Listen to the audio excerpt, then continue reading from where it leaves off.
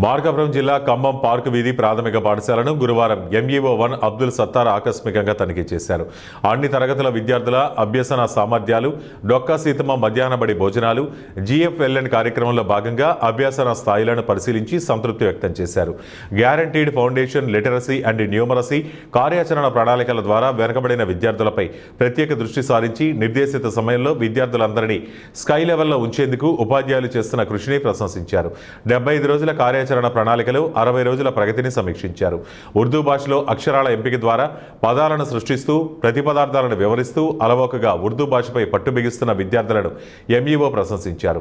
విద్యార్థులు ప్రాథమిక దశలోనే తెలుగు, ఆంగ్లం, ఉర్దూ భాషలపై అవగాహన కలిగి ఉండడం అభినందనీయమని, బహుభాషా సామర్థ్యాలు ప్రభుత్వ పాఠశాలల విద్యార్థులకు మాత్రమే సొంతమన్నారు.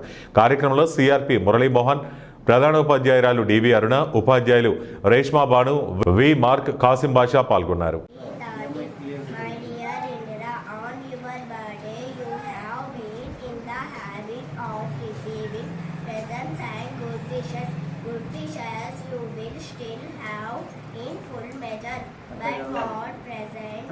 రాగం లేదు ఏమై బాగా అంటే అక్కడికక్కడే చదివేస్తుంది. ఓకేనా? ఇంకా నెక్స్ట్ ఎవరున్నారు?